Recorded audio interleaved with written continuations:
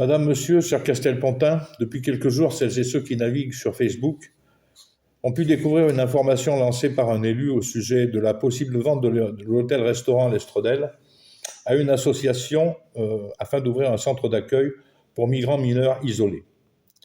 Je regrette tout d'abord que cette information ait été donnée sans connaître le dossier dans son intégralité. Je vais donc vous donner quelques explications précises sur ce projet, même si moi non plus, à ce jour, je n'ai pas la totalité des explications. Ceci aura au moins le mérite de vous informer rapidement, car le déferlement de critiques et parfois de haine m'interpelle, alors que personne, pas même les élus, n'ont eu à ce jour la totalité des explications nécessaires à un choix. L'ANRAS, Association nationale de recherche et d'action solidaire, a pour projet d'acheter cette propriété pour ouvrir un centre d'accueil pour mineurs migrants isolés, effectivement. Avant tout, cet accueil sur notre territoire répond à une convention internationale des droits de l'enfant. Ensuite, cette association travaille pour le compte du conseil départemental du Puy-de-Dôme, l'enfance étant de sa compétence.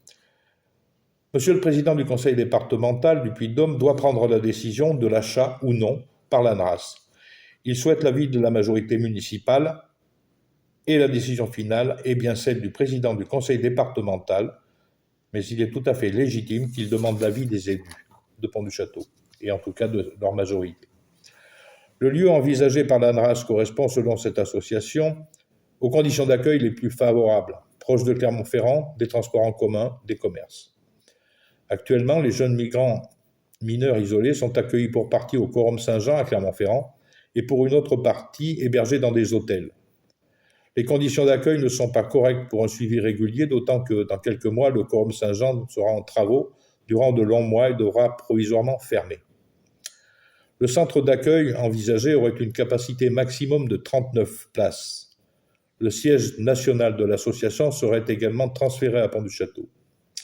Ces jeunes ne sont pas appelés à rester sur une longue période dans le centre d'accueil. Les 3 buts du centre sont la vérification de l'âge. Il n'est pas question d'accepter des majeurs. La vérification de l'état de santé de ces jeunes mineurs et éventuellement la mise en place d'un suivi médical. Et le 3e but est l'insertion de ces jeunes et leur placement dans les familles d'accueil par l'aide sociale à l'enfance du conseil départemental. Il n'est pas prévu une scolarisation massive de ces enfants dans notre commune. La décision du groupe majoritaire sera prise avant Noël, je m'y engage.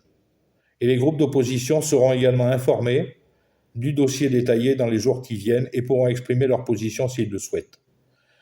Ma décision ne comptera pas plus que celle des autres membres du groupe de la majorité. Voilà les informations que je pouvais vous apporter à ce jour. Elles sont incomplètes, comme je vous l'ai dit, je ne détiens pas toutes les informations à ce jour.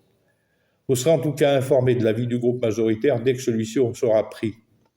Avant de vous informer, j'aurai rapporté cet avis à Monsieur le Président du Conseil départemental qui pourra alors prendre sa décision. Une fois cet avis formalisé, j'aurai l'occasion de vous donner mon avis personnel sur ce dossier. J'espère vous avoir apporté des éléments de réponse à vos interrogations. Permettez-moi en cette fin d'année de vous souhaiter à toutes et tous un très joyeux Noël et de très belles fêtes de fin d'année.